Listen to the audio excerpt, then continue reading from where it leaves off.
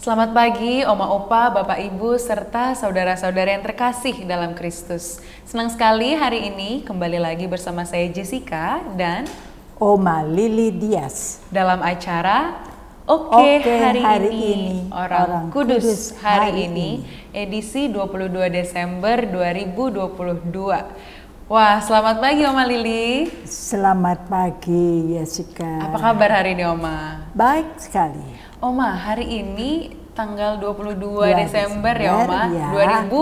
2022. Cantik ya tanggalnya Oma? Iya, bagus. 22 Desember. Ini kalau di Indonesia kita memperingati Hari Ibu. Wah, saya juga pribadi mau mengucapkan selamat Hari Ibu untuk Oma. Terima kasih. Oke, semoga Oma sehat selalu dan juga seluruh ibu-ibu yang hebat di Indonesia khususnya bisa sehat selalu dan menjadi ibu yang terbaik. Amin. Oma, hari ini kita akan bercerita mengenai salah satu sosok perempuan yang hebat juga ya. Betul tidak? Betul. Siapakah itu namanya Oma? Santa Francesca Xavier Cabrini. Wow, namanya lumayan panjang ya Oma. Panjang. Santa Francesca Xavier Cabrini. Ini mungkin untuk saya pribadi masih kurang familiar nih Oma. Betul. Mengenai namanya, apalagi kisahnya. Jadi penasaran, Oma mungkin bisa mulai menceritakan nih, bagaimana sih kehidupan awal dari Santa Francesca Xavier Cabrini ini? Francesca Xavier Cabrini dilahirkan di Lombardi, Italia. Pada tanggal 15 Juni 1850. Nama yang diberikan pada waktu dia lahir, Maria Francesca Cabrini. Sejak kecil, ia sudah membaca kisah-kisah dari orang-orang kudus dan sangat terinspirasi oleh teladan mereka. Francesca terutama sangat mengagumi karya besar dari Santo Franciscus Xaverius di negeri timur. Ia sering sekali berangan-angan bahwa kelak di kemudian hari ia juga akan menjadi seorang misionaris yang diutus ke Cina. Lalu? Ia sering sekali membuat perahu-perahu dari kertas yang dia hanyutkan ke sungai. Perahu-perahu kertas.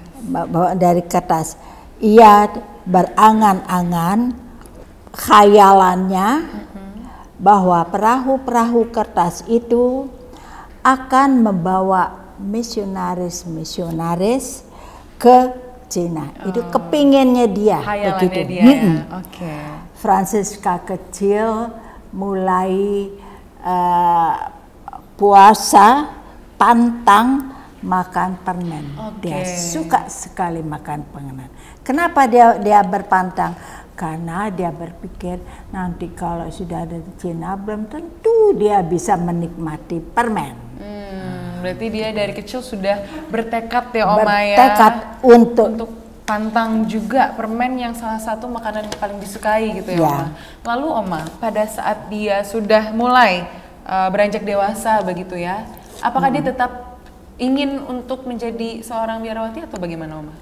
Waktu dia sudah dewasa, ia kepingin masuk biara. Dia pergi melamar ke dua biara yang berlainan, tapi ditolak. Karena apa? Karena kesehatannya yang tidak bagus. Kemudian ada seorang imam yang melihat bagaimana dia itu bersemangat sekali, kemudian meminta dia untuk bergabung dengan perkumpulan yang diberi nama putri-putri dari hati kudus. Wow, bagus namanya ya. Wah, dia senang sekali. Dan kemudian dengan sukacita Maria bergabung dengan perkumpulan itu. Di dalam perkumpulan itu, ia pertama-tama menjadi seorang pengajar. Oh, baik. Kemudian dia menjadi pengurus dari rumah yatim piatu di Kodokno. Oh, baik. Berarti memang Tuhan itu punya rencana ya di hidupnya itu beliau sehingga dipertemukan dengan seorang misionaris dan masuk biara akhirnya Oma ya. Lalu saat ia menjalani kehidupan panggilannya itu bagaimana Oma? Dia menjadi pengurus itu ya. Dia jadi pengurus yatim piatu, tetapi tidak lama. Kemudian rumah yatim piatu itu ditutup. Lalu ditutup pada tahun 1880. Lalu Bapak Uskup meminta kepada Fransisca untuk membentuk sebuah kongregasi para biarawati misionaris untuk berkarya merawat anak-anak miskin di sekolah-sekolah dan rumah sakit. Wah, itu sudah bagus sekali ya. Dia jadi kepingin masuk biara, tidak bisa. Nah, sekarang dia kesempatan. Nah, berarti dia selanjutnya itu apa? Kongregasi itu yang dibentuk oleh Fransisca diberi nama Missionaries of the Sacred Heart. Artinya suster-suster misionaris hati kudus. Hati kudus. Berarti dia sudah misionaris. Iya. Lalu? Dan ia sendiri mengubah namanya menjadi Fransisca Xavier Cabrini. Wow. Berarti memang pada saat itu menjadi momentum hidupnya untuk merubah namanya itu ya Oma ya? Ya. Beberapa wanita yang baik sekali ikut bergabung dengan dia. Kemudian mereka bersama-sama mengucapkan kaul hidup membiara. Luar biasa. Dan pada saat itu kan pasti kongregasinya mulai berkembang ya Oma. Ya. Dan apa yang dilakukan selama itu? Kongregasi itu berkembang tidak hanya di tempat itu, tapi berkembang pertama-tama di Italia dan kemudian di banyak negara lain. Fransisca sekarang dipanggil Mother. Artinya? Ibu. Ibu. Pas ada momentum ya. ini ya. Artinya Ibu Cabrini. Jadi Mother Cabrini. Dia masih ingat waktu dia masih kecil, rindu sekali untuk pergi ke Cina. Ya. Nah sekarang lagi toh, jadi sudah timbul lagi dia, kepingin ke Cina, tapi Tuhan berkehendak lain. Paus Leo ke-13 mengatakan padanya, pergilah ke barat, jangan ke timur. Nah, lalu Mother Cabrini beserta suster-susternya berangkat ke Amerika Serikat dan tinggal di Amerika. Berarti setelah kehendak Tuhan yang berlawanan ya dengan niat dari kecilnya itu, dia menjadi misionaris di Amerika. Di Amerika, karena harus ikut perintah. Iya, ikut perintah Paus saat itu ya. Dan pada saat menjadi misionaris di Amerika, apa saja yang dilakukan oleh beliau? Ketika ia sampai di Amerika, mereka tuh Mother tuh beserta para suster harus menghadapi banyak sekali kesulitan-kesulitan. Apa saja? Uskup Agung New York meminta dia mengusulkan kepada Mother supaya balik lagi. Pulang lagi ke Italia gitu. Tapi Fransisca menjawab, yang mulia Bapak Uskup, Bapak Suci mengutus saya ke sini dan disinilah saya harus tinggal. Gitu. Uskup mengagumi semangat dari Franciska ya, mengagumi. Kemudian ia memberikan izin untuk memulai karya mulia dari Muder dan suster-susternya bagi Tuhan. Banyak sekali sekolah-sekolah, rumah sakit, panti asuhan didirikan di berbagai negara di negara bagian Amerika. Muder suka sekali untuk bepergian, untuk mengembangkan kongregasinya serta karya-karya mereka. Selalu saja ada kesulitan-kesulitan, tetapi ia mempercayakan dirinya kepada hati kudus Yesus. Luar biasa. Dia mengatakan, dialah yang melakukan semua ini, bukan kita. Berarti memang imannya itu sangat teguh ya Oma, walaupun dilimpahkan banyak kesulitan dalam hidup, tetapi bagaimana harapannya akan Kristus itu yang sangat luar biasa ya. Franciska sebagai misionaris di Amerika, Franciska membawa karisma bagi banyak orang Italia yang merantau ke Amerika. Karena itu dia menjadi pelindung bagi para imigran. Dan dia layak mendapat gelar ibu para imigran. Berarti memang sudah diakui juga ya oleh orang-orang di situ bahwa bagaimana dedikasi beliau sehingga disebut sebagai pelindung atau ibu dari para imigran.